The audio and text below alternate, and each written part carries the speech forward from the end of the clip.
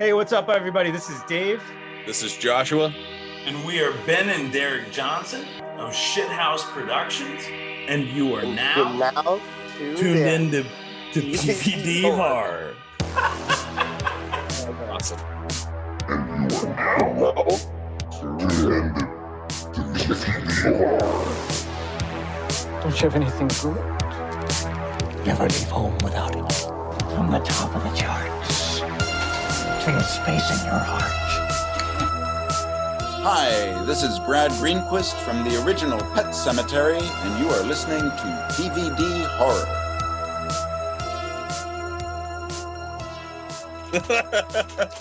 Oh, boy.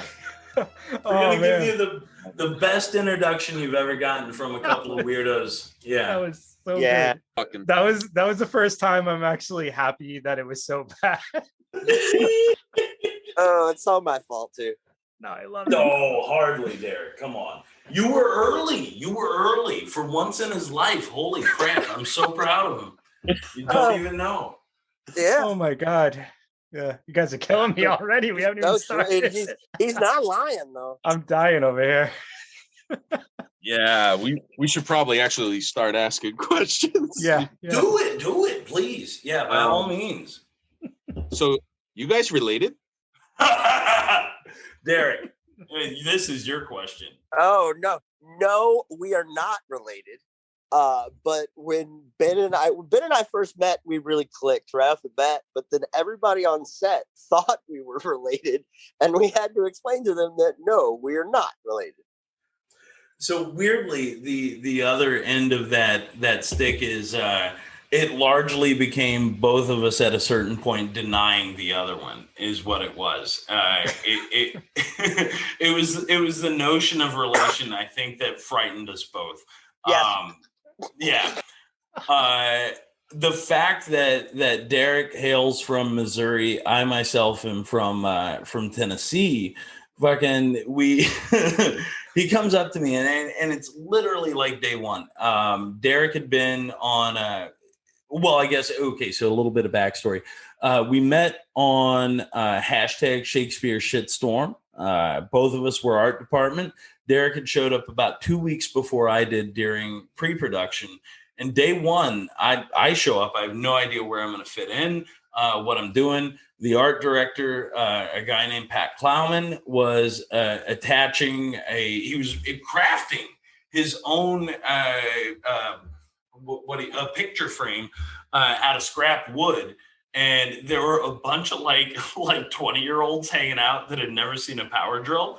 And I walk up to Pat and I'm like, oh, I know how those work. And he's like, cool.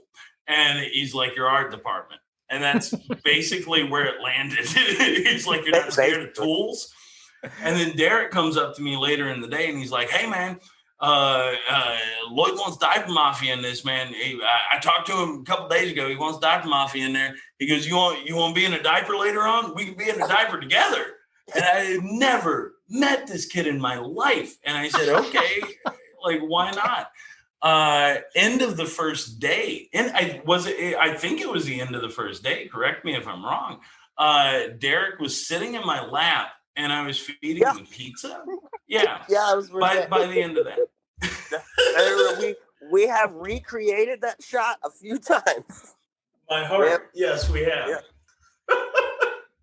But that's how we met. So no, we are not blood related, but I would highly suggest that quickly we've become attached at the hip and various other body parts. And we have yelled at each other. We have been on various sets together, and weirdly we continue to just want to be together. Yes.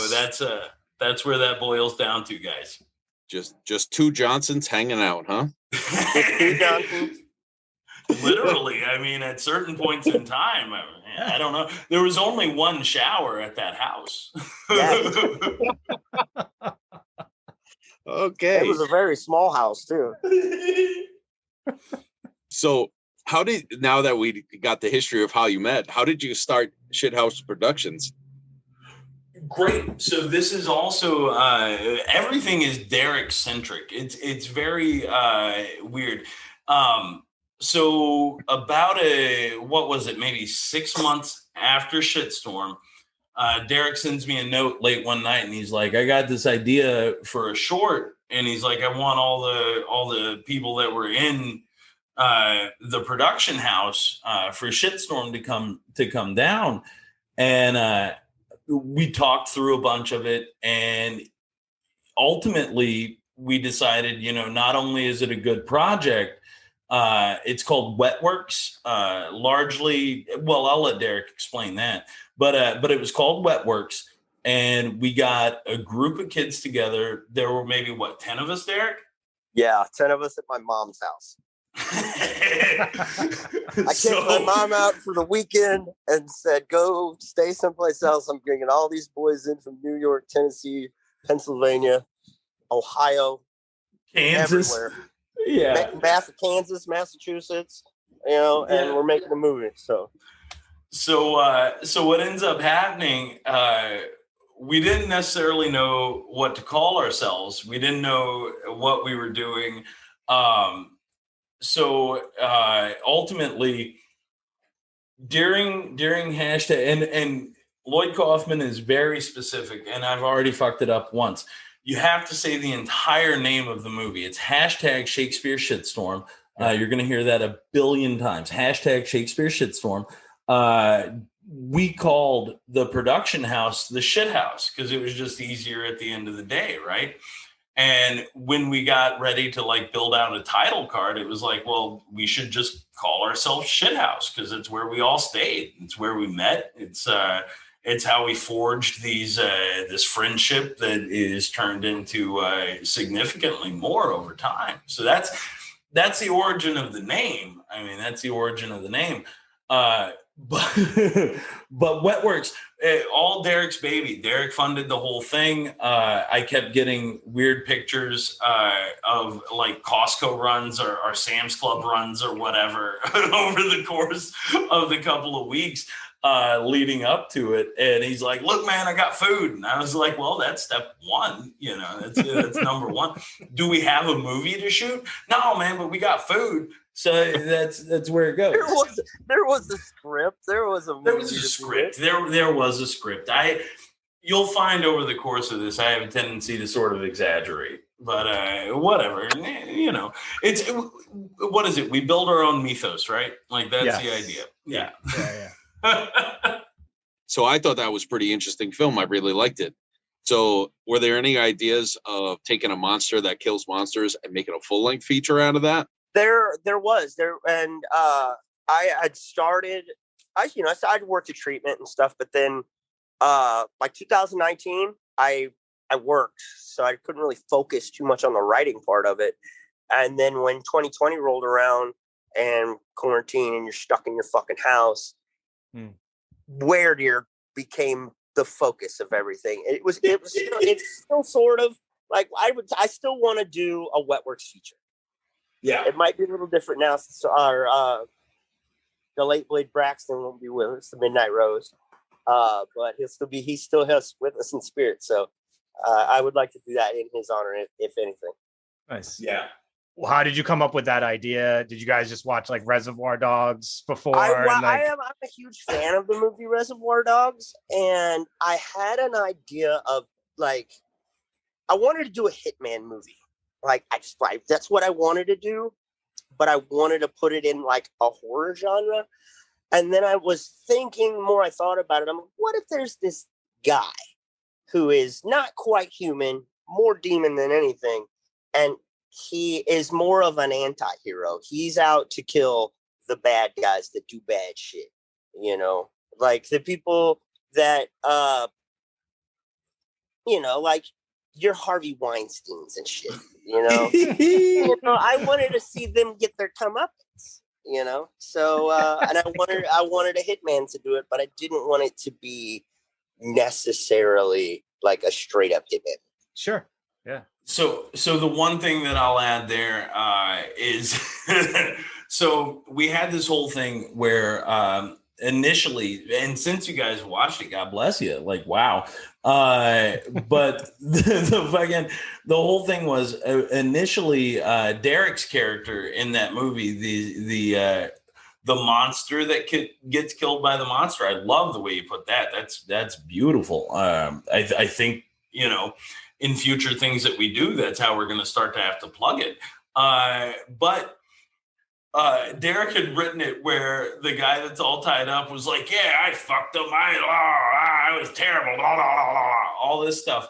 And I had just watched the what is it? Finding Neverland, Saving Neverland, whatever. The whole Michael Jackson thing.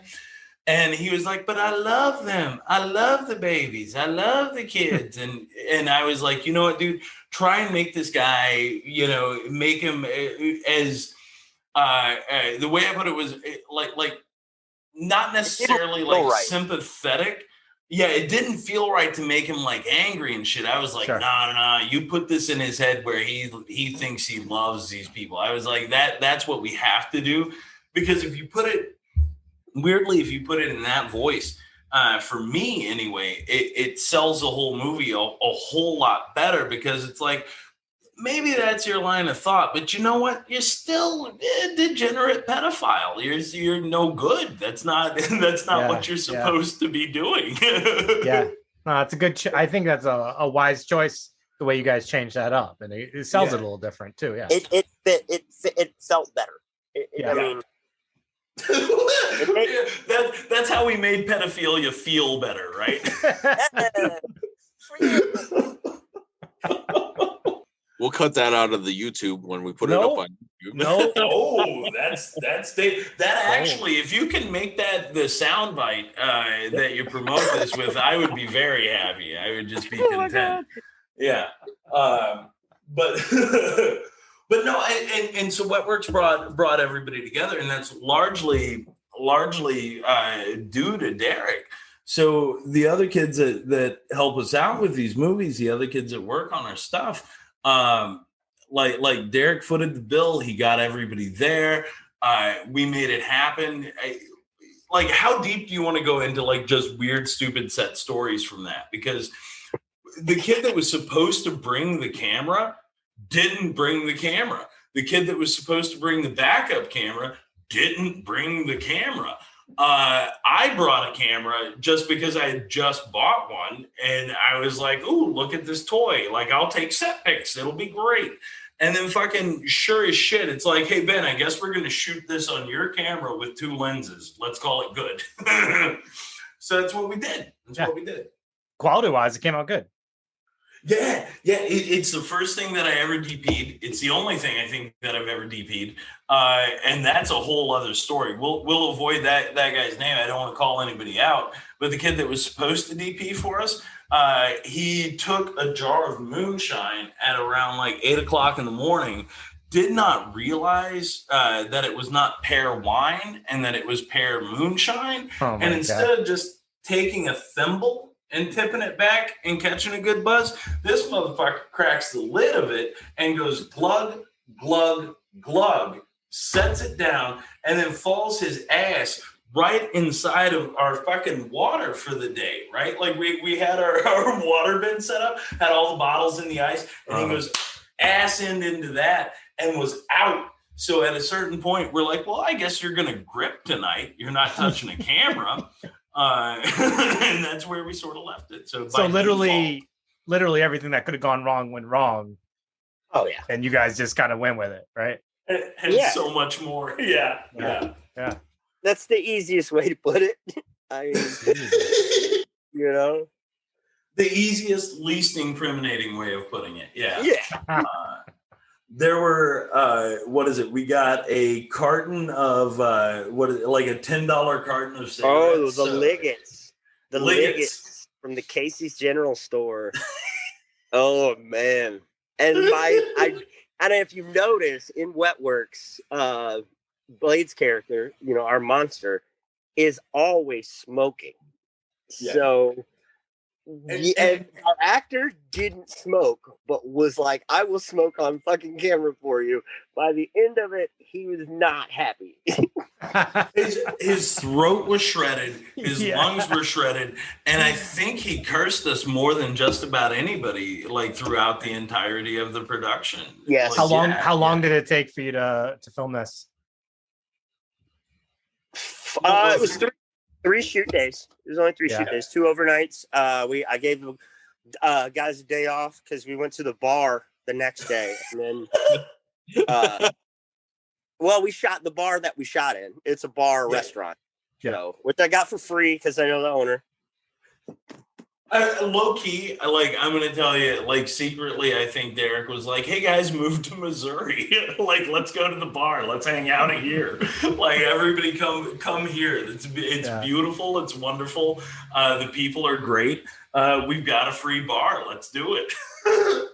I was absolutely wondering that though, like the bar scene. I was like, how did you guys get to be able to do that? Like, actually get a bar to like allow you guys to shoot there, or did you even ask and you guys just were shooting? Oh no, everybody else is going about their business. It was the easiest thing I had that I got, because I actually looked. I called my buddy Toby, who owns the bar, Sharp Corner Tavern in Herman, Missouri, and I said, "Hey, they're closed on Sundays." So I called Toby and was like, "Hey man, is it cool if we come up and shoot a movie and you're in the bar?" He's like, "Yeah, well, I'll be open cleaning it anyway, so fuck it." You know? Yeah. Oh no, go ahead. Sorry. The cash stack in it is his tips for the week. So it is a movie, like the movie bill on top and bottom, with the rest of the singles. The beautiful thing that you'll find, and maybe it's similar in Rhode Island, but you guys might be too close to the city, like really to celebrate this same sort of thing. But where I'm at, where Derek's at, we're both in these like little kind of podunk towns. Everybody's just excited. They're like, "You want to put us in a movie? You want to put my store in a movie? Man, hell yeah. Here's the damn clothes. These are my clothes. What can I do for you?" They roll out a fucking red carpet for you. Yeah. People are excited. It's weird. It doesn't reach small towns the way that you would think. I'm 45 miles north of Nashville, and even people up here, they're like, "Man, we ain't seen no music video. Nobody comes up here for shit. Are you sure?" That's what I hear more than anything is, "Are you sure? Are you sure this is what you want to do?" Mm-hmm. Yeah, 100%. Well, hell, dude, let me open the door. Let me roll this down. Let's fucking do the goddamn thing. That's what it boils down to. See, and you're right. That is a little different here, because I feel like we're so like, it's so small and we're so close to things that you hear people like, with some people have like annoyance about that stuff. Like it's going to bring traffic, or like just kind of like what it's going to, like how it's going to put them out and stuff like that. So yeah, it's a little different, I guess. Well, not to mention geography, like people in the Northeast, you said you came here a lot. People in the Northeast are really different compared to people all over the rest of the United States. If you were on fire, most people here would just step over you. Like they don't. Right.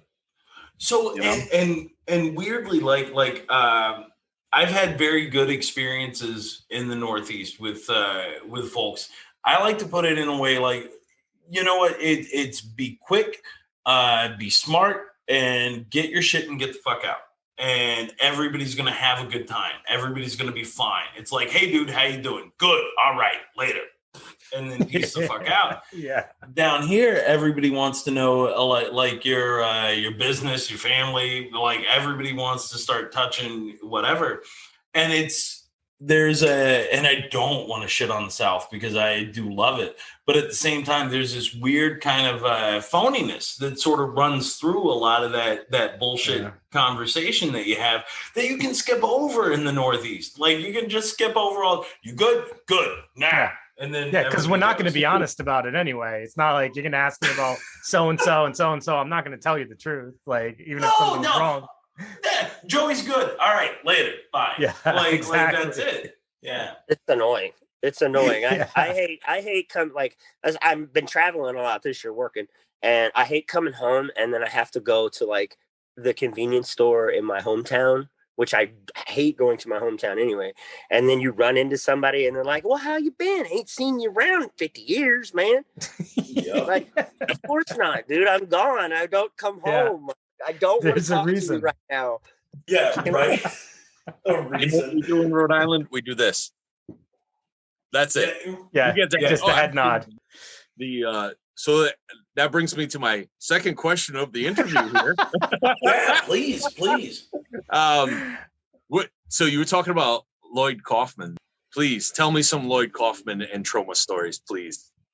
Oh my God. I mean, so and I'll start with this. I know Derek's got a couple of goodies, but I came to Troma in the summer of 2000. I'm a crusty old fuck. I'm 41.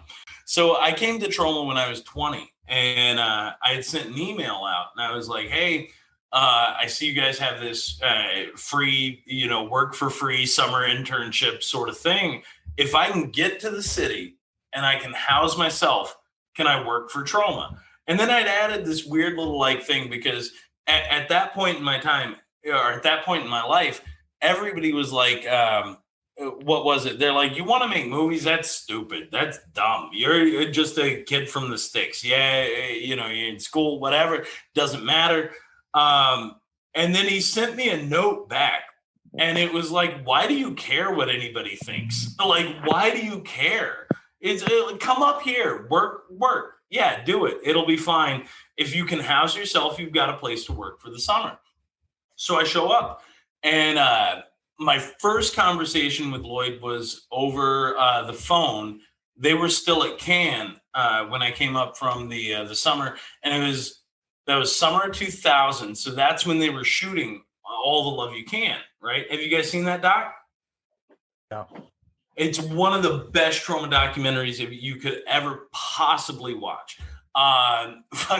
So I get up there, he calls the office. I'm one of the last kids in the office, and he's like, "Oh, hey, you're the new office kid. Oh, cool, okay. Have you seen Mother's Day?" And I was like, "I haven't watched that yet." He goes, Go upstairs, grab a VHS, take it home with you tonight, watch it. It's my brother's movie." And I was like, okay. And he goes, and it's about dear old Ma. And then I watched Mother's Day, and I was like, Jesus fucking Christ. Like, what have I gotten myself into? I'd seen the Toxie movies. I'd seen, everything up to that. The first person I met at the office, and God rest her soul, no longer with us, beautiful lady named Millie Medina. She was a big Gigi Allen fan. I showed up at the door in a Gigi t-shirt. She looks at me and lets me in. And this is the old office, 733 9th Avenue. Fucking, she lets me in, and she's like, Gigi? And I was like, not personally. And she's like, fuck you. And then she let me upstairs. That was my introduction to the Troma building, was a giant fuck you. And I felt at home. I felt immediately at home. I've had the pleasure to see Lloyd yell at the police in Salt Lake City, in Park City, Utah, during Troma Dance. Yelled at the cops when we were having a fucking one of our Troma parades. They made us leave the middle of the road, and he's like, "It's a fucking festival." He's like, "What are you doing? All these kids, they got fucking signs. We've got characters. Everybody else can do it, but you're yelling at these kids? Fuck you!" Yelling at cops. And I was like, it was mind expanding. Blowing is one thing, but blowing is one thing. But expansion is a whole other thing. I've watched that, man, and me and Derek both saw this on Shitstorm. We saw him in his underwear, like in his underwear, getting hosed down, getting the fake shit hosed off of him, while the fire department was coming in to make sure that it wasn't a fire and it was just a hazer that had gone off at the wrong time. Okay, so there's a whole level of I don't care. Yeah. I'm making art. fuck you. And then I also, at the end of the day, I love you. It is the other weird thing with Lloyd. I don't even know. When we were, and Derek and I both did a convention in Louisville with Yeah. and we showed up, and the first thing he says is Derek and I show up, and basically we're like hand in hand, like, you know, arms around each other. He looks at everybody around him, and he's in a line of people signing autographs. Yeah. And the best thing is you can't tell when he's being sarcastic and when he's being genuine. So you have to decipher that for yourself. He goes, "Hey, look, everybody, the art department showed up." Yeah. And then he fucking goes right back to what he's doing. And I took it to mean like, hey, he remembered what we did. Yeah. We are. Yeah. That's all. Then he put us to work like immediately, because he was like, if they wanted pictures, and he's like, Derek, can you take this guy's phone and take a picture of him? So okay. Take the picture. I'm just gonna, Take the picture. Yeah. Derek starts selling t-shirts and DVDs like behind the counter. Yeah. I end up weirdly being his handler for the day, and and at a certain point, I had to take him to this other booth, and I'm walking him to the booth, and he's like, "Ben, what are you doing? What the fuck are you doing?" He's like, "Why are you handing me off to these people?" And I'm like, "Lloyd, the little dude told me I have to bring you to him." And he's like, "Well, do you know where it is?" And I was like, I've never been to this convention. I have no idea where it is. The guy says to go to this desk, and that's where I'm taking you. And he's like, "God damn it, why are you handing me off to these people?" He's like, "You should know this. You should know where we're going." I fucking just showed up. I just got there. So what I did while he was in his interview, I made every effort to be like, okay, when he gets back to this booth, how do we get the fuck out of this building?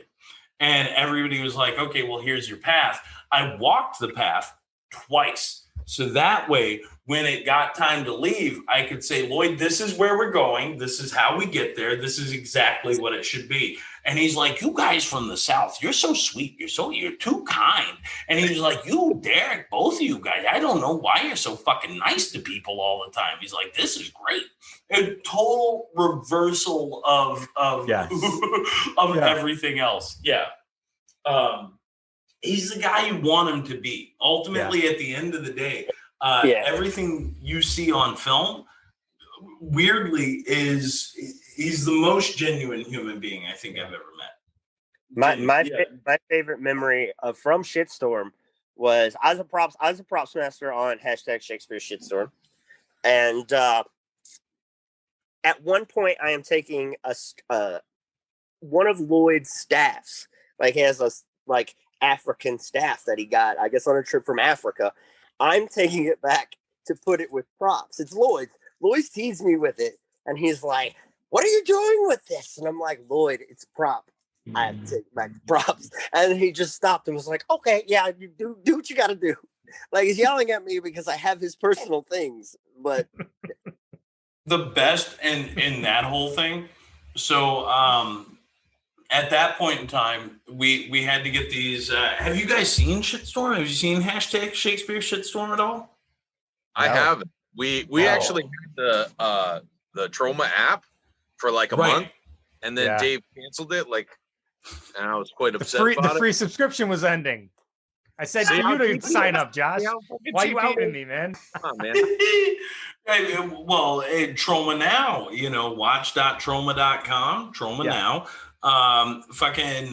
So there was a night, it was an overnight, and Zach Amico, longtime Troma kid, he has to have these 3 beer bottles in his fingers, right? And he's doing the whole Warriors gag. Derek was not drinking at the time. He just wasn't, whatever. So he's clinking, and one of them broke, and he's got to get another beer. And it was a heightened evening on set. And fucking everybody's running around. Overnights are bullshit, particularly when they're Troma overnights. Fucking Lloyd's like, "Hey, Derek, while you're doing that, why don't you take a couple of drinks of that yourself? Like, calm down a little bit." And Derek, as he's pouring this fucking thing out, running back to the back to peel the label, he's like, I don't drink right now, Lloyd. And he's like, oh, well, then maybe don't. He's like, well, you know, I offered, but, you know, maybe don't if you're not right now. Funniest fucking thing. You do a really good impression of him, too. It's too much time around, right? It's like that becomes the challenge. God, the only thing I really can kind of just emphasize with Boss is that it's like it really is. He is the person that you see. What you see is what you get. So every time you've seen him angry and yelling and then immediately sweet and kind and wow, I wish I hadn't done that.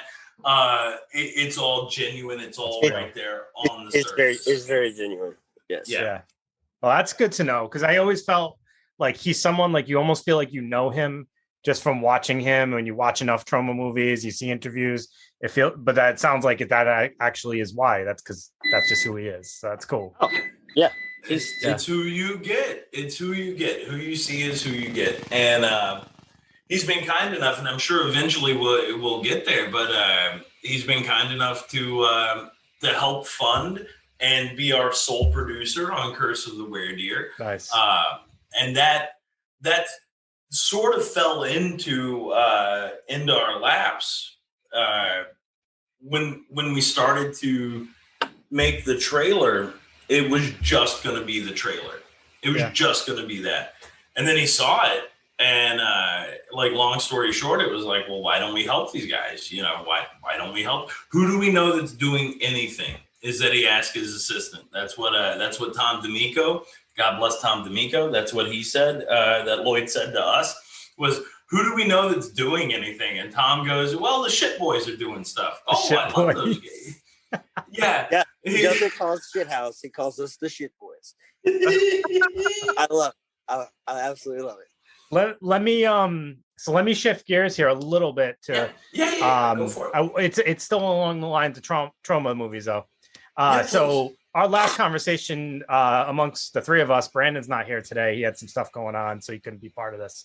But we were talking about there's been talk of like a Toxic Avenger remake. So here's the thing though. One of the things that strikes us is like, in these days and times, like, everybody's so easily offended by everything.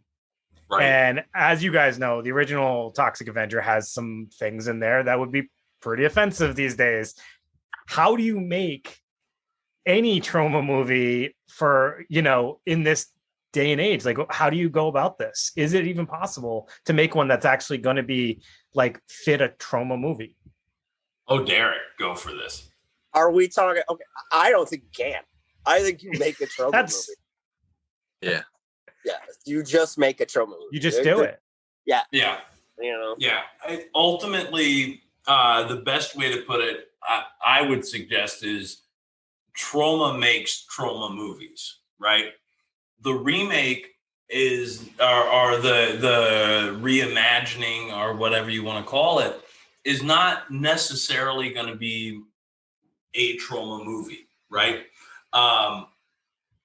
Only Troma makes Troma movies. The other stuff that's distributed by Troma, while it's got that name on it, and some of them like really fit the bill, like, those filmmakers, they know what they're getting into. They know what they're doing. They understand the idea. And I guess the only way to make a Troma movie, whether it carries that title or whether you intend to get distributed by them at the end of the day, is you just make something that you care about. You make something that you feel passionately about, and you make something that's true to you and that makes other people think. And that's, to me, like the cornerstone of what Troma is, what it means, and ultimately how you do it. Now, is Macon Blair making a Troma movie? Macon Blair is making a legendary movie, 100%, but it has that nod. He's been knighted, so to speak, right? Yeah. Like it's got that touch to it. And we could sit here and argue all day long, you know, if anybody should be remaking the Toxic Avenger, fuck a remake, fuck all this, you know, and people could be going crazy about it. Have you guys read any of like Lloyd's interviews about it? No, I haven't even touched that yet. The beautiful thing is he was like, why would we not take that paycheck? Yeah. Oh, totally. Right? Like, why would we not take that paycheck? And B, Macon Blair's a great director. He's like, why wouldn't we put it in his hands? He's a fan. He's seen it. What they're doing, and like, you know, there's inside baseball. There's like rumors. There's all of that stuff. What they're doing is not the Toxic Avenger that you know, right? The story, what's been out on the internet, is not the Toxic Avenger that you remember from your youth. It's an entirely different movie. It's an entirely different situation.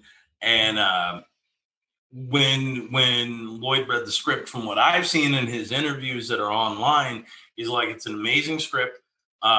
It's an amazing shoot. They've brought him in. I'm pretty sure he and Michael are both executive producers. So they've offered input, right? So, you know, they chose to keep Troma in the loop with their property. So I think at the end of the day, we're going to see the most Troma, non-Troma movie that we possibly could on the big screen. Okay. All right. Yeah. I mean, hey, I would love to see it. I just trying to wrap my head around it has been the most challenging part, to be honest with you. I mean, Peter Dinklage as the Toxic Avenger, like what? Yeah. And the big question that I have, just like as a fan, like fuck everything else. Like as a fan, the question is he still like Dinklage? Or are they gonna like Ruffalo him in the Marvel movies? Yeah. You know what I mean? They did it to him in the Marvel movies. They did it to Peter Dinklage in the Marvel movies. They blew him up. He was twice the size of Thor, remember? but that becomes a question. So there's a massive like question as to what it's all going to look like. And I personally can't wait. Troma got a good paycheck, and if that paycheck leads us to what is it, Sergeant Kabuki Man, NYPD? NYPD, Sergeant Kabuki Man returns. If that happens, or if Toxie 5 happens, like whatever paycheck they got is going to go into the next Troma classic. I'm sure. Yeah, absolutely. Good points. I'm glad you gave us input on that. I think that gives all of us a little reassurance that this could be something to continue to feel excited about. So fingers crossed. Let me petrified of remaking this movie, and I'm allergic to remakes. I'm one of those guys. So I was really like, now that you say that, I'm like, I'll give it a shot. Usually I try to stay as far away as possible. I can for sure say 100%. And it's in the public sphere that Troma has been involved every step of the way. Lloyd will continue to say so. He has nothing but positive things to say about what's been coming out. He's excited about it. It also could lead to more subscriptions for Troma now. For sure. Absolutely. So anything that helps and that keeps a 47-year-old film studio alive. Yeah. So getting back to Shithouse, the Shit Boys. So we checked out Bar Olympics, which is exactly what it sounds like. And I'm not gonna lie, like I've partaken in my own versions of Bar Olympics and like with backyard drinking games and stuff like that. Is that literally where this idea came from? Just partaking in some games and shit? Bar Olympics was a 48-hour film fest. and we got musical. And then I think it was Ricky Takaro was the character, and they had to be a designer, and the line was, "And now it's your turn." So again, shortly after Wetworks, the idea was we need to make a movie. Here's an opportunity. Derek was out on a gig. Derek was pushing this highfalutin fucking Netflix gig with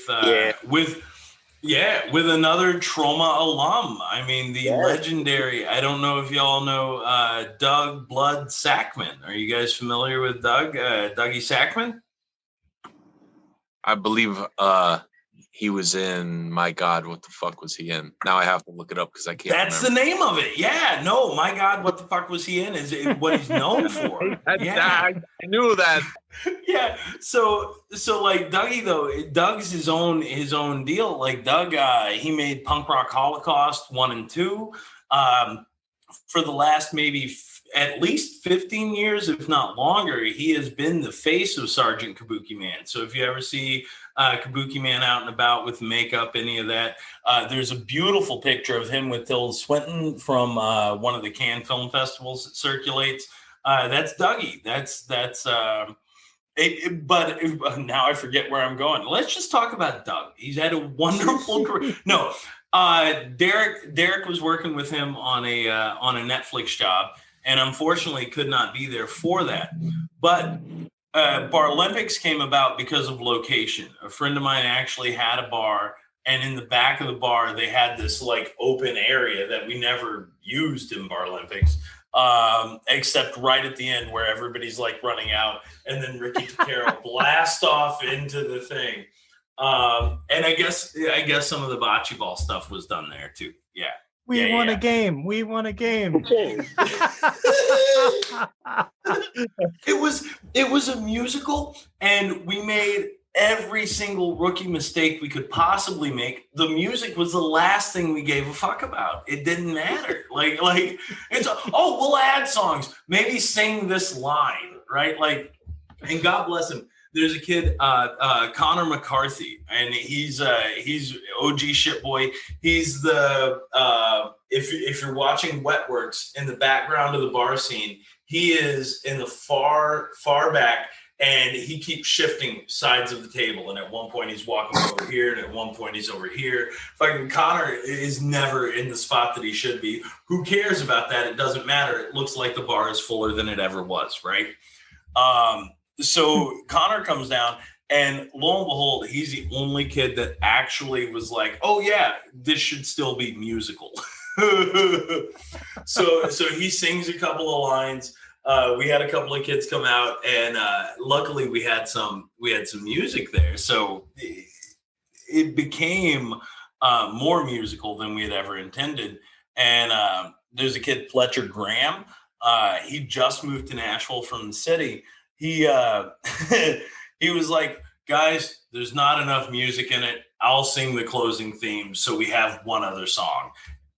And he's the kid who continues the "We Won the Game" song. But it was all based on location. Really is what it was. So funny. Yeah. That film had me dying.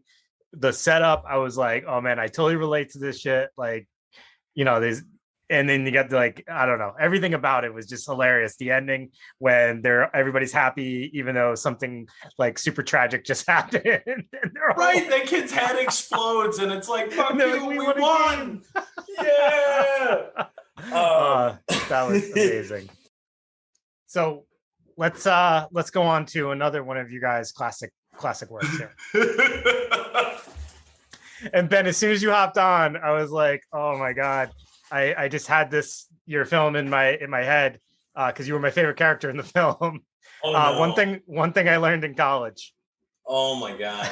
All right. So this is a story about a college kid who finds a magic rock that speaks to him. All of his friends compliment said rock. Rock teaches him how to make a machine that allows you to put ingredients in to make things. And then friend jizzes in machine and makes baby. It's a tale as old as time, right? Right. So what messages were you guys really trying to send home to the young kids out there? Yeah. Okay. So again, this goes out to another shit boy, a kid named John Bergio. God bless him. Wunder kid, John Bergio. He edited Wetworks. He edited Barlympics. He directed, helped write, and then ultimately edited the one thing I learned in college. Fucking this kid, he decides he wants to do a pilot for a show called Script to Screen in 7 Days, which takes the notion of the 24-hour film festival, but expands it over 7 days. And when he gets his pilot done, it's going to be amazing. But the idea is a different limitation. So our limitation in going into what we were doing was we bought a storage unit. And in that storage unit, were the props, were the set deck, were everything that we had. We had a little bit of other stuff that we could bring in. One of the things in that storage unit was an air fryer. We needed a second air fryer. One of his buddies was like, I got an air fryer that's trash. And we're like, okay. And that's really what's fun. I didn't help write it. I was doing art stuff for it. So all the duct tape that you see, all of that fun, that was me. And then lo and behold, this kid, he comes up to me and he's like, oh, by the way, Ben, I want you to act in it too. We wrote you a part. And I'm like, God damn it. He's like, you're gonna play Soup, the super senior. It'll be fine. You've been here for that's that's literally what I got to be. He's like, you're 40, you're still in college. It's gonna be fine. Fuck you. Like, but I mean, yes, he's my favorite character. But and it's all about telling kids, you got to do the work, right? You got to put in the effort. You know what I mean? Well, you got to buy your own pornography. You got to all of this. I also feel like it was kind of like there was another message, because I mean, after they make the baby, they quickly, close the machine back up so the baby will go away. And I think it was really a story about pro-choice.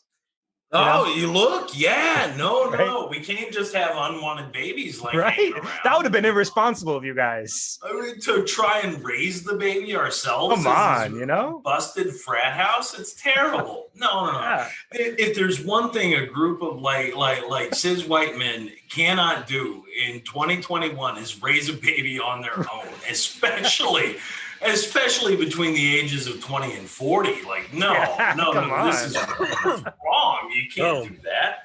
But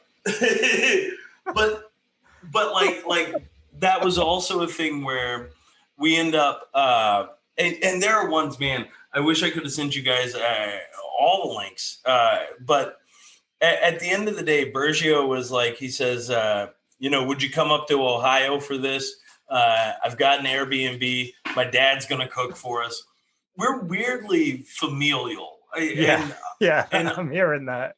And oddly like grown children. It's a whole thing. But everybody gets involved. And I think that's why what we're doing is Shithouse persist, right, D? Like, is because we're family. Yeah, absolutely. I mean, absolutely. Well said, Derek. A man of few words. A man, but they count. Yeah. I mean, I really felt that. So I had something, but then I couldn't figure out how to say it. Well, Derek, I want to ask you, and I want to ask Ben a question. Can you guys share with us what's one thing you guys learned in college? Or oh my god. Oh man. Oh, what's one thing I learned in college? I mean, Ben, I feel like you had a bunch of them. So I know what Derek learned in college, and it all involves homeless girls and Burger King. Oh, yep. Homeless girls and Burger King. Homeless girls are great.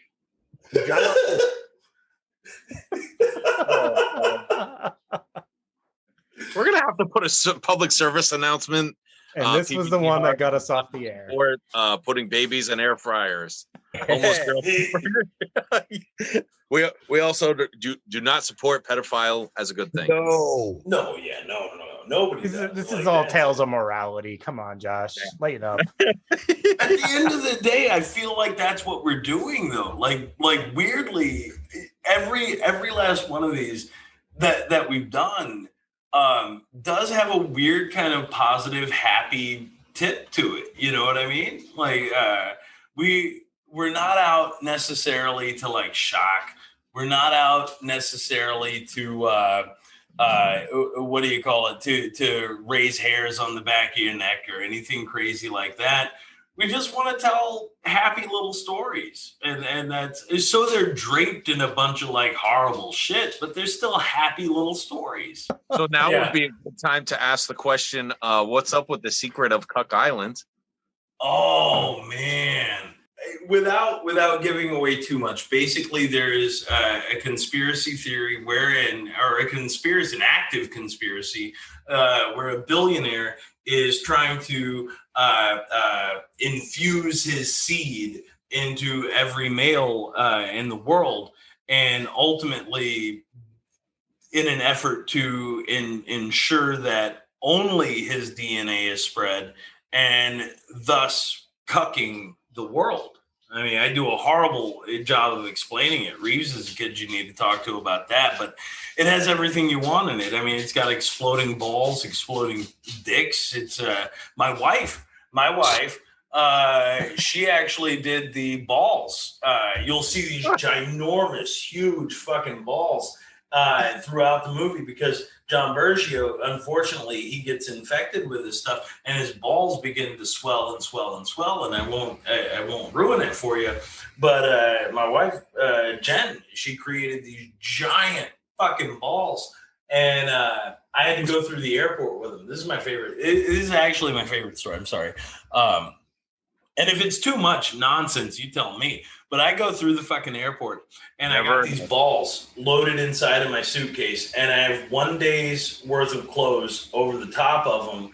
And then I have brand new pairs, like 8 brand new pairs of tidy whities on top of my clothes. I go through airport security. The lady flags my bag. She rolls it off to the side. She calls the dude over and she leans into him and she goes, now, she could have said something else.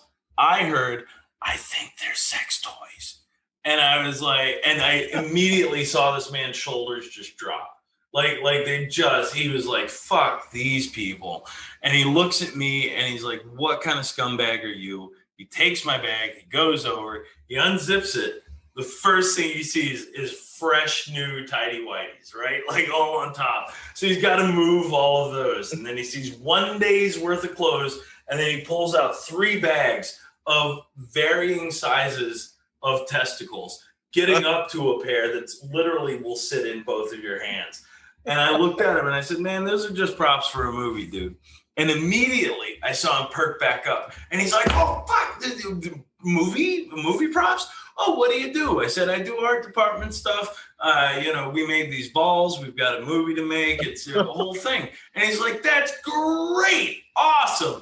And then he's like, would you like to remove them from the bag? I don't want to damage them. And I was like, sure. So I started taking all these balls out. And he looks them over and he's like, oh, they're not plastic explosives. That's great. And then he looks at me and he goes, can I take this up and show her? And I was like, absolutely take him up to that lady. So he takes my balls and he's running up to her and he goes, they're just props for a movie. And then he comes running right back and he stuffs them back in the bag and he's like, you have a wonderful day, buddy. And I was like, thanks. Like that's really where it ended. And it's just the joy that he had that I wasn't a degenerate it was heartwarming. Yeah. Did your wife use your balls as the model? No. We found much better balls on the internet. Yeah. We got a ball guy. Like we have a dick guy. Oh, wow. So are you guys into like extreme horror? Like do you guys like really weird off the radar kind of shit? I went through a phase years ago where I was like trying to dig into anything, but it's been a while. Josh probably more so now. Do you know a kid named James Bell? James Bell sounds familiar. He made a movie. He's made several movies. The one that I have here at the house is called Nutsack. And like this guy is exceptional at what he does. And it's just crazy graphic horror. And,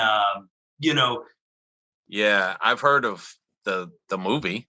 Yeah. Yeah, so, he did that movie.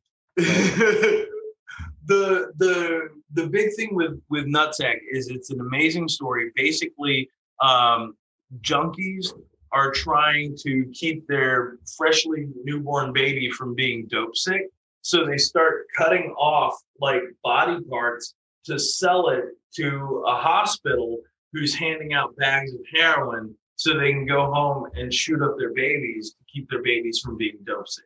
This is a mind blower. Like, this movie is crazy.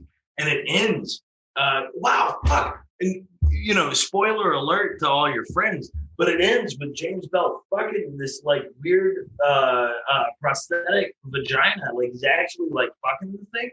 And it's his wife is all like skeletal and her remains are falling off and the vagina peels off and he's like, yeah. And that's where it ends. It's fascinating. But I'd seen his dicks before. Our friend Kevin Clearman, who did some of the effects stuff on Curse of the Weredeer, or on Weredeer, the teaser trailer, he shows up and fucking, what do you call it? Like he's like, I got a guy that can do dicks. I know a guy, I can get you a dick. And so he puts me in contact with James and he's like, yeah, I got dicks for you. So I get 2 of those dicks. They're great prosthetic dicks. I mean, they look so good. They waggle and everything. Like they're tremendous. This motherfucker though, like I guarantee you, they're his dick. It's obviously his dick. He uses his body parts, his wife's body parts, his friend's body parts. But I have now, as we were gearing up for production, I bought another 4 dicks for him. So I have 6 of this man's penis hanging around over at the office right now. Yeah. It's just overloaded, man. I'm sorry, Dave. This is who we are. Like, That's beautiful. But James Bell, I cannot. Let me ask you a question. Where would we find any of those types of films? Go to his Facebook. Go to his Facebook, go to his Etsy shop. He's easy to find. He's easy to contact. He's one of the nicest guys you'll ever slip into his DMs. Like, he's the nicest guy you could ever. Well, I have a feeling like our DMs are going to fill up from everybody asking us where to find Nutsack, Oh, by all means. It's James Bell on Facebook. His whole catalog, it basically is very similar. Very, very similar. Extremely graphic, very weird, and then still like it's all DIY. Like, his budget can't be big at all. Like, awesome. At all. Yeah. Awesome. All right, Josh, get us to our to what the big one, the biggie. Yeah, the whole reason we had you on. I was super excited the second I saw this. I think I DM'd you like right away. I'm a big wear everything, not werewolves. Werewolves come and go. I loved, what was it? Night of the Were Rooster. I don't know if you saw that. I love that movie. I was a teenage were skunk. So when I saw Weredeer, and I haven't seen the trailer yet, Right. I was all over it. I'm like, oh my God, I need these guys on the fucking podcast. I do a So Bad It's Good post where I highlight like underground, unheard of, like independent, low budget films. And I absolutely fucking love this shit. So as soon as I saw it, I was like, you got to tell me and everybody else what's up with this movie. Derek, this is your baby. Oh yeah, so this is my baby. So the Weredeer came about.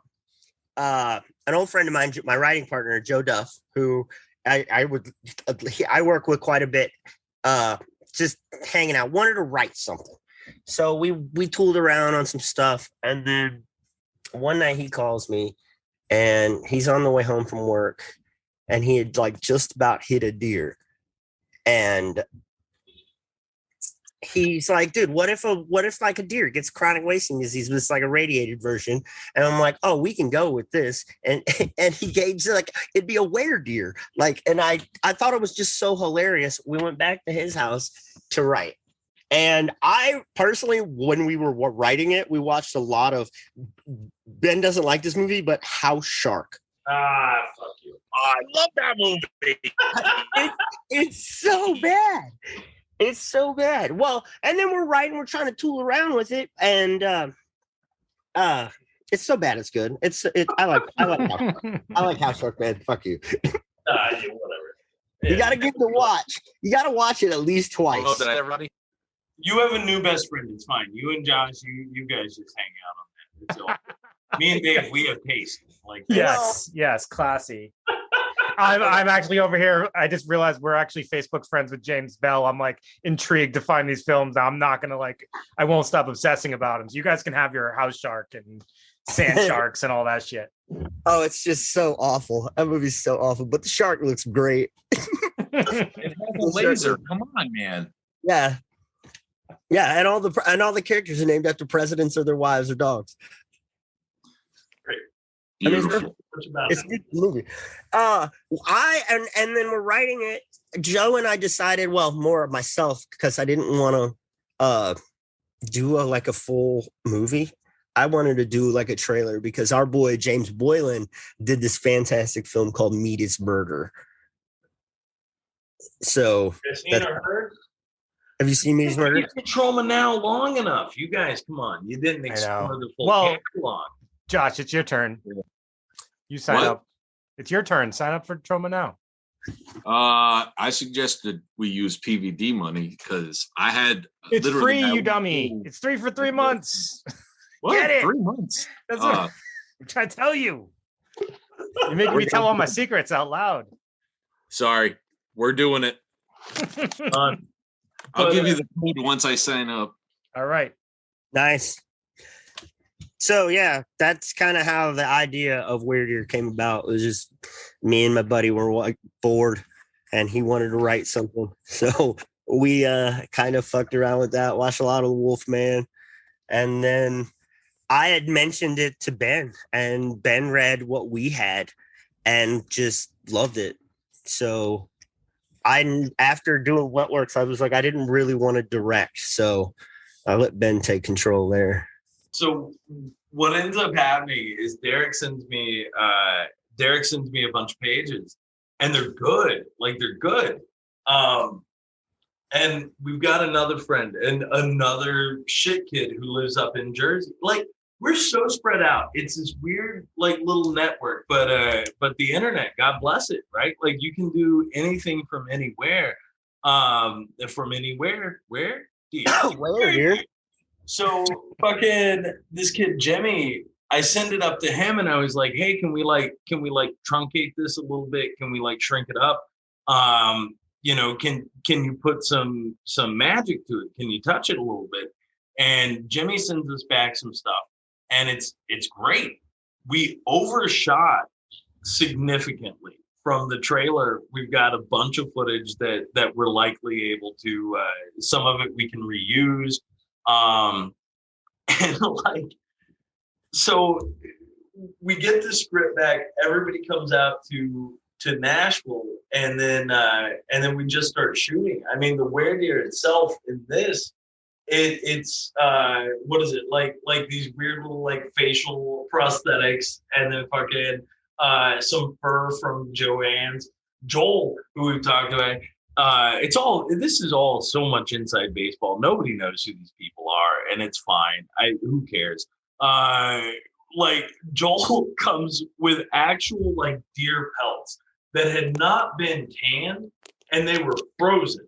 Okay, and they're like fresh off fucking deer. And he's like, man, we'll just put them in the back. We'll let them air out for a couple days. I'll tan them. We're here for 5 days. It'll be fine. And I didn't know how to tell him, but buddy, we've got to shoot these like tomorrow. We can't do that. So I got stuck with, after everybody left, like 5 fucking thawing fucking deer pelts at my house that ultimately my dog, I tried to burn them. and my dog kept like pulling them out of the burn pile. And I was like, this is horrible. This is no good for anyone. But we got some fur from Joanne's. A buddy of mine had given us a bunch of antlers. A couple other kids had brought some antlers and some bones. The same kids we've all been talking about. James Boylan, director of Meet His Murder, creator of another short you can find on Troma now called Underpowered. It's a superhero story. He's our sound guy. He does a lot of sound for us. Bergio came down. Fletcher came down. Reeves came down. And the kid we have not talked about yet that we only should be talking about, Sam Zhang. He's our DP. And by far the most talented of the bunch. He is the one who will leave us behind. And he constantly reminds us of that. He's like, guys, all the time. Every time.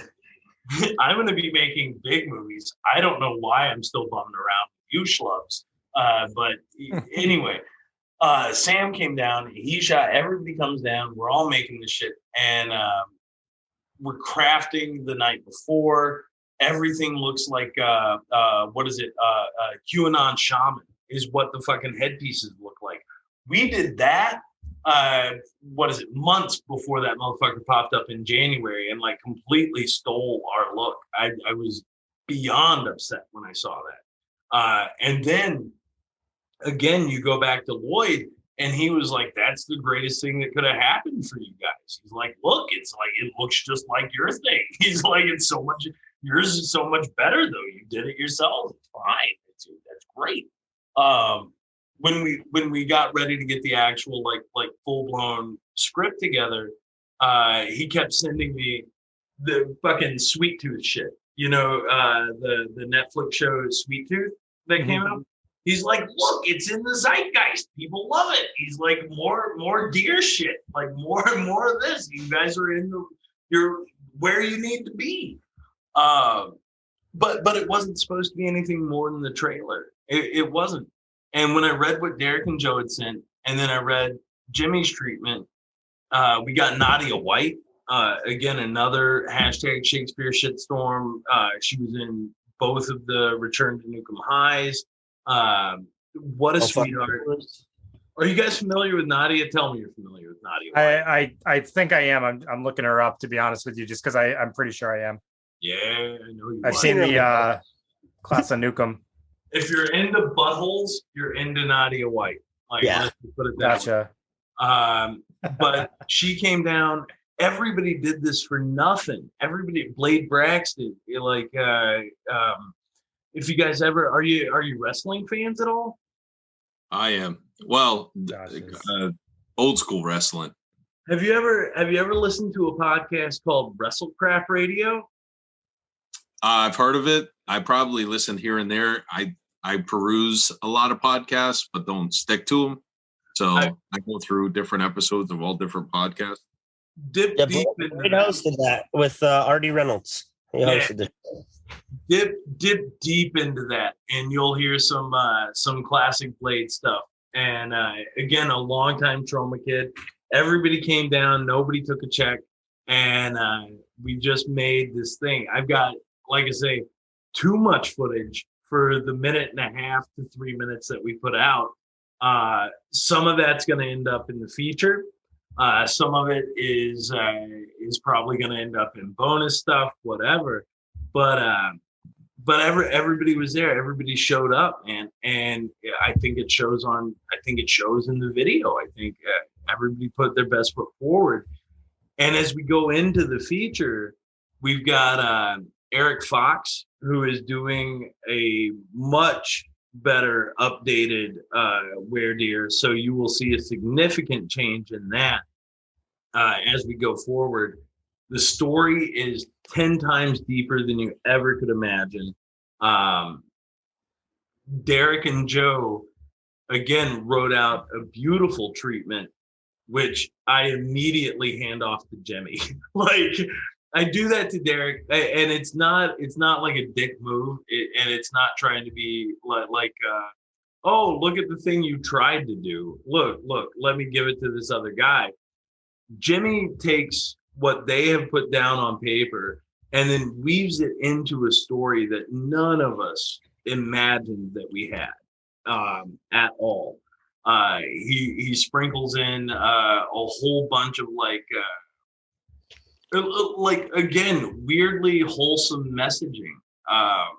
Curse of the Weredeer itself, when we get down to brass tacks, is really a story about relationships more than anything. It's about the notion for the need of open communication inside of our relationships.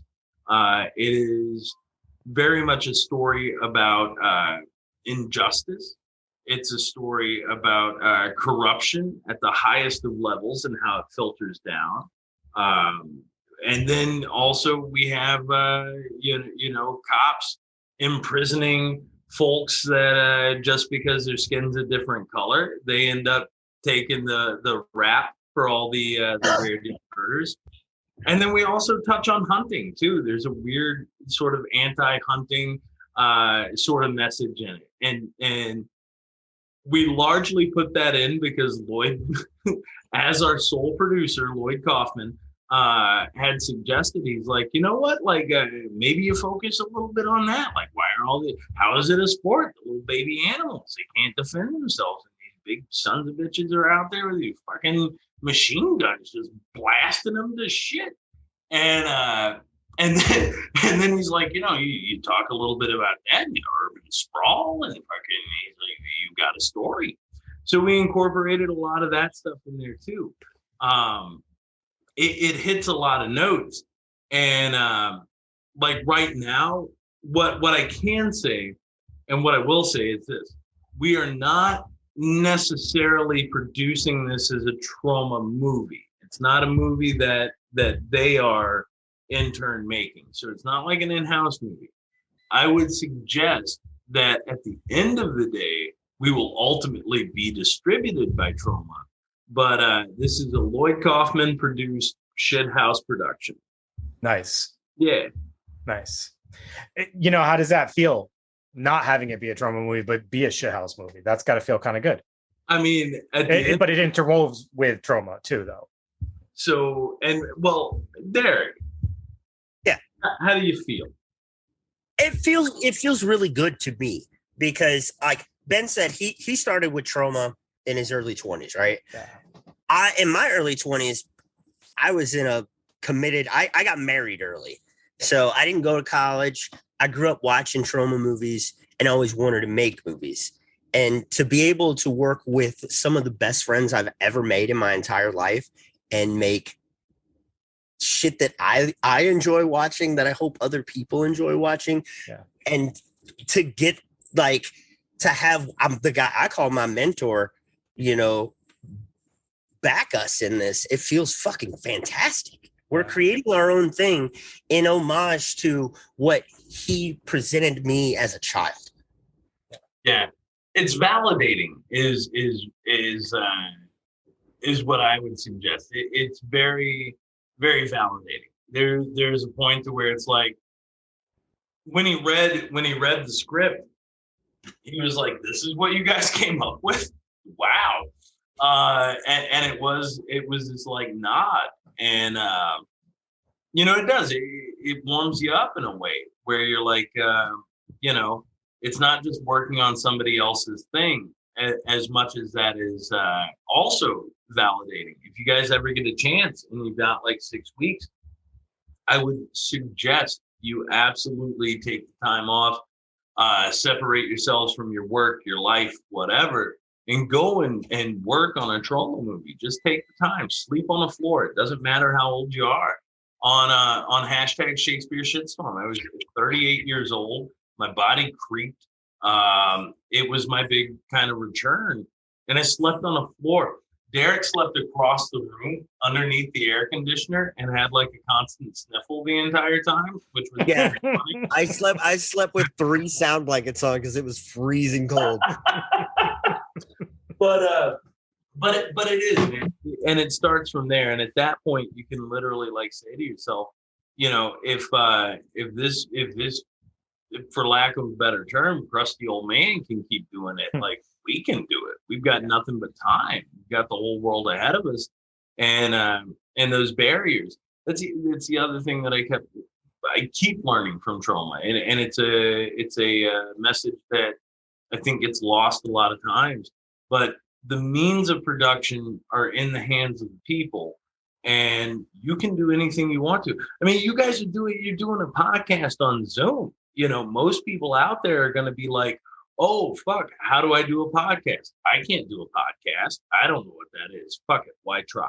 You know what I mean? Yeah.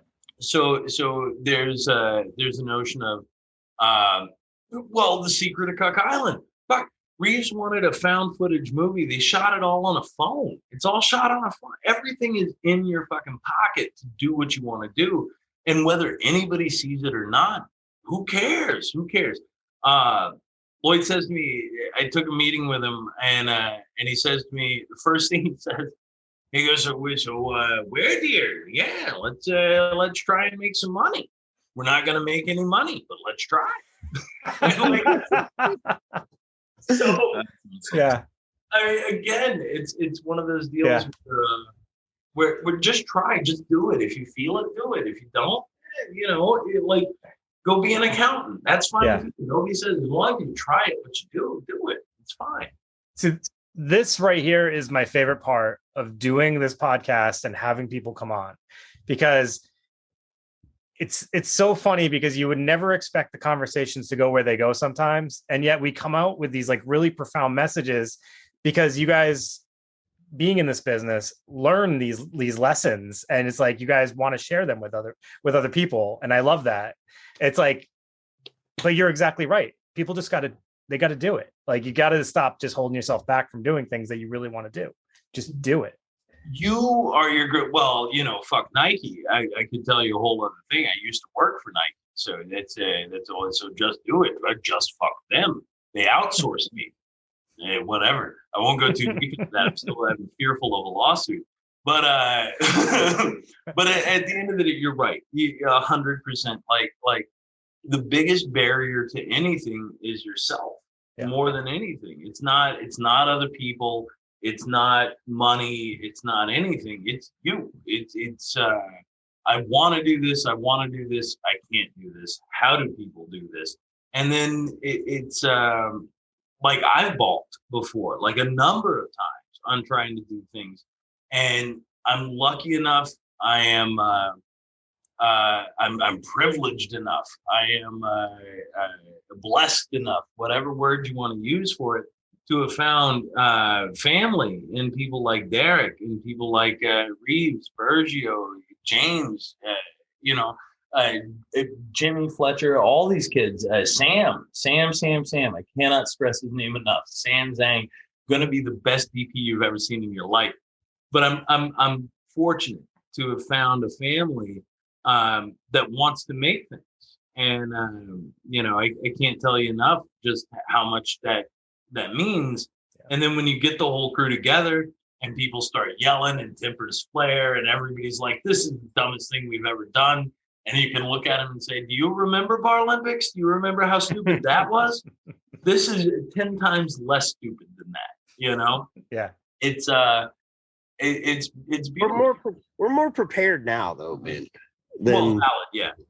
I bought 2 C-stands, guys. I spent my own money. I bought 2 C-stands. We're like big shit now. Yeah. I hope that as you guys, create this film and it's all done, you guys are like sharing with everyone. You think back to that day when you're sleeping on the floor, and across the room, you look at Derek and he's shivering in his 3 blankets, and you say, "Good night, Derek." And he says, "Good night, Ben." And we did that a few times. It's very Waltons. Very Waltons. There was a point where Derek had gone out one night, and I love this. So Derek goes out with a couple of the producers. Everybody's out. Big party at a bar. They had gone to. There was a day shoot at a what was it, like a sound stage? No, we went to the Led Zeppelin building from Houses of the Holy or whatever album that is. There you go. So Yeah. this is where they were shooting. That's where everybody is. They go out that evening. I My wouldn't ass was Be stuck. there that day. My ass was stuck working with the production designer, Yukinori Nakamura, who is Yuki from the new Joe Bob revival, right? Oh, okay. Yeah. So I've been working with Yuki all day, and all these kids are out. They leave set, they go out, they have a good time. Half the crew comes back. Nobody can find Derek. Nobody knows what's going on. The party had ended. Fucking, all I know is that I want to say it was around 3:00 in the morning. I'm texting him like crazy. Nobody can get in touch with him. He's not answering his phone. He's not answering text. 6:00 in the morning rolls around. Derek's still not there. Like, you can't find him. He comes strolling up to get into the art van as we're getting ready to head out, basically. And it's like, where the fuck were you? And he's like, man, I got lost in the subway. I think I slept on I didn't get lost. I got stuck on the subway. stuck. Man, lost stuck upside down. It's New York. It's the same Yeah. thing. Same thing. But like ends up like sleeping on a subway bench or whatever. It shows up like in 2 minutes to get into the van and is like ready to go. And like I think that's the hashtag Shakespeare shitstorm experience in a nutshell. Yeah. Is getting there just in time, just in time for everything to happen. Well, I think this has been such an awesome experience getting to chat with you guys. You guys, aside from like the stories you have and just like this general knowledge of stuff that people know nothing about, just the bond between you guys is so clear too, though. So it's like, you know, it's just really nice to see that like this whole Shithouse Productions is based on people who are basically like family. It's like extended family. So I think that's so awesome. Yeah. Well, listen, I mean, I can't thank you enough for even just like reaching out to us about something as dumb as a Weredeer movie. Like, thank you, like really and truly. This has been a pleasure, and anytime I can look at my brother over there, I'm a happy camper. Oh. Yeah. Thank you so much for having us on, man. For real. No, absolutely. Absolutely. So, you know, typically we'll just give you guys a moment right now. If there was anything that you guys wanted to plug or promote, or even if you just kind of want to tell people to keep on a lookout for Weredeer, and how to do so, you know, take this moment to do that. Yeah. You can find us on Instagram at shit.house.productions. I am yarn_Yeti at Instagram as well. There's the Curse of the Weredeer Facebook group. We are still raising funds. Indiegogo all day long. I think the fundraiser is tagged up there. But more importantly, it's PDV horror. That's where you can find us right now. Like that's the biggest thing, right? Yeah. Like that's where we are. It is PDV, right? Not PVD. PVD. Right? Fuck me. PVD horror is where you can find us right now. I did terrible at that. It's DVD horror. Too many letters, guys. It's our airport code. Yeah. Our single airport code. Which is funny because it's Providence, but the airport is in Warwick. Yeah, it's not even in Providence, but it's not even in Providence. PVD. I should have put that together. I'm a dummy. Thank you. Nah, it's all right. It's all right. PVD horror is where you can find us, guys. Like all day long. Again, what a wonderful experience. Thank you. This was so cool. All right. So thanks again, Ben and Derek. This has been an amazing experience. Thank you for everyone listening. Signing off. This is Dave. This is Joshua. This I'm is Ben. Johnson. I'm Derek. That's Derek. We're both Johnsons. Thank you from shit.house.productions. Thank you. Have a good night.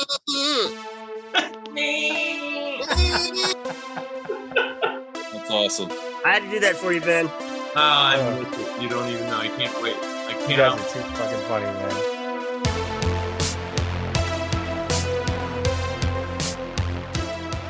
Let me leave and come back. Uh-oh. I'm not gonna let him back in, guys. Don't. Fuck that Hey, guy, this right? This is us. Like all day long. This is us.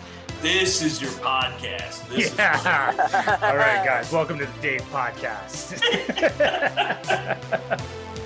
I heard Felissa Rose gave you guys a wonderful intro, a little bumper. Yeah, that all was of cool, fun right? stuff. Yeah. Yeah, we got some cool ones. Yeah, man. Ben's got me like feeling good about myself over here. Yeah, he's right. We are good. Well, good is relative. You're not bad. Like, All right, that sucks, but all right.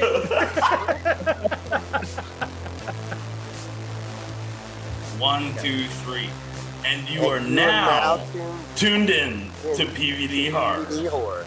Actually, you know what? If it goes like that, that's actually even better. Break. Like, there's no way you guys could have been any off, like more off.